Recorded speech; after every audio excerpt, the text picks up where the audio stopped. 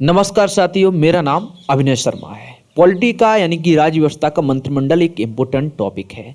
GK की दृष्टि से भी ये बहुत इम्पोर्टेंट है। तो आज मैं मंत्रिमंडल से संबंधित वैकल्पिक प्रश्नों को लेकर आया हूँ। उम्मीद है आपको जरूर पसंद आएंगे। तो आइए बिना समय बर्बाद किए शुरू करते हैं। पहला प्रश्न है, केंद्रीय मंत्रिमंडल भारतीय संविधान के अनुच्छेद 75 के अंतर्गत सामूहिक रूप से किसके प्रति उत्तरदायी होगा? इसका सही उत्तर होगा लोकसभा के प्रति। भारत में मंत्रिमंडल के सदस्यों की निम्न में से कौन सी श्रेणी है? तो मंत्रिमंडल के जो सदस्य होते हैं, तीन प्रकार के मंत्री होते हैं। कैबिनेट मिनिस्टर, राज्य मंत्री, स्वतंत्र प्रभार वाले होते हैं, और उप मंत्री। तो ऐसे करके उपयुक्त सभी प्रकार के मंत्री होते हैं। तीसरा प्रश्न है, भारत में मंत्रिमंडल के निर्माण में सर्वप्रथम भूमिका किसकी होती है? तो भारत में जो मंत्रिमंडल का निर्माण में सर्वप्रथम भूमिका प्रधानमंत्री की होती है। जैसा कि संविधान के अंदर स्पष्ट किया गया है कि प्रधानमंत्री की नियुक्ति राष्ट्रपति के द्वारा होगी और बाकी सारे मंत्री जो हैं उसकी नियुक्ति प्रधानमंत्री करता है। प्रधानमंत्री की नियुक्ति की जाती है राष्ट्रपति द्वारा, उपराष्ट्रपति द्वारा, राष्ट्रपति के द्वारा प्रधानमंत्री की नियुक्ति करी जा रही है। ऐसे ही पांचवा प्रश्न है, मंत्रिपरिषद के वेतन भत्ते आदि का निर्णय कौन करता है? तो इसका सही उत्तर होगा संसद। छठा प्रश्न है, लोकसभा को भंग करने की सिफारिश कौन करता है? तो लोकसभा को भंग करने की सिफारिश मंत्रिपरिषद सारे मंत्री मिलकर कर सकते हैं। ये प्रश्न डबल हो गया है, किसके प्रति होगा? लोकसभा के प्रति। जो व्यक्ति संसद का सदस्य नहीं है वह अधिकतम कितने समय तक मंत्रिपरिषद में सदस्य बनकर रह सकता है? यह महत्वपूर्ण प्रश्न है।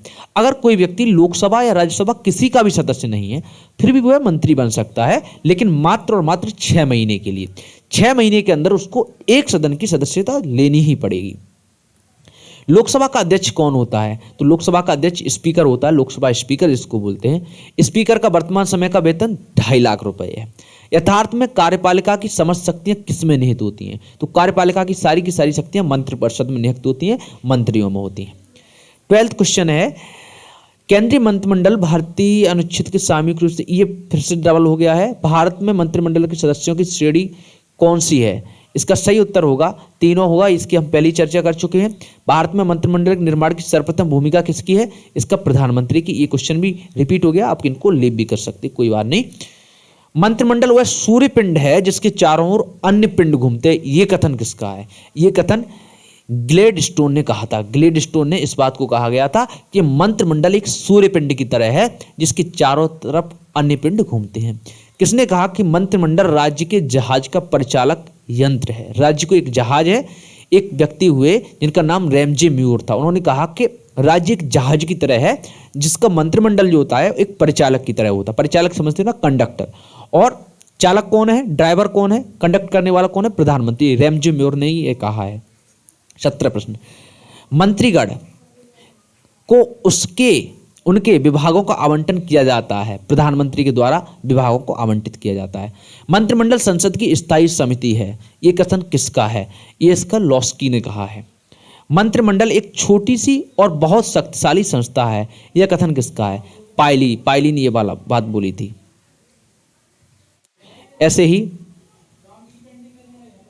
वर्तमान में मंत्रियों का वेतन कितना है? तो इसका सही उत्तर है 3,30,000 रुपए। Somehow I am improper, speaker का वेतन, इसको आप एक बार फिर से रिकॉल कर सकते हैं कि उनका एक्चुअल वेतन कितना है, लेकिन आई एम क्लियर, इतना ही है।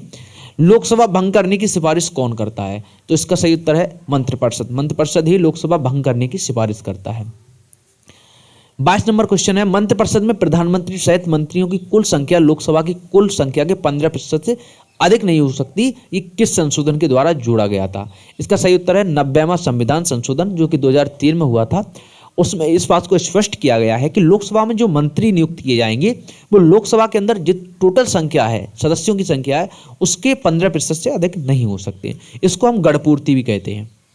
23 नंबर क्वेश्चन है, निम्नलिखित में से किसकी बैठकों में गढ़पूर्ति का प्रावधान नहीं है? तो इसका सही उत्तर होगा मंत्रिपरिषद। मंत्रिपरिषद की ये जरूरी नहीं कि गढ़पूर्ति हो ही जाए। 24वां, संविधान में उल्लेख नहीं है किसका? उप प्रधानमंत्री के पद का उल्लेख नहीं है। कैबिनेट मंत्री की सहायता के लिए होता है। इसका सही उत्तर होगा राज्य मंत्री।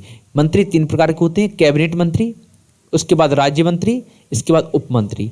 तो ये इनकी सहायता करते हैं और ये इनकी सहायता करते हैं। एक तरह से ये इन दोनों की सहायता करते हैं और राज्य मंत्री कैबिनेट मंत्री की कार्य संचालन में सहायता करते हैं। मंत्रिमंडल के सदस्यों को क्या कहते हैं? कैबिनेट मंत्री, राज्य मंत्री, संसदीय सचिव, उपमंत्री, तो कैबिनेट मंत्री। कौन सा कार्य मंत्रिपरिषद का नहीं है? आईएएस अफसरों की नियुक्ति करना, ये आयोग का काम है, यूपीएससी आयोग जिसको जानते हैं, यूनियन पब्लिक सर्विस कमीशन है, उसका काम है। 28 नंबर क्वेश्चन है, प्रत्येक केंद्रीय मंत्री को अपना पद ग्रहण करने से पूर्व पद तथा गोपनीयता की शपथ कौन दिलवाता है? तो इसका सही उत्तर है भारत का राष्ट्रपति इनको गोपनीयता की और पद की शपथ दिलवाता है। प्रधानमंत्री होता है संसद का सदस्य, लोकसभा में बहुमत दल का नेता। संसद का सदस्य तो होता ही होता है, लेकिन लोकसभा में बहुमत दल का नेता प्रधानमंत्री होता है। यदि भारतीय संविधान में किसी अधिकारी की तुलना संयुक्त राष्ट्र अमेरिका के राष्ट्रपति से की जा सकती है तो वह प्रधानमंत्री है। ये किसने कहा था? तो डॉक्टर अंबेडकर ने कहा था।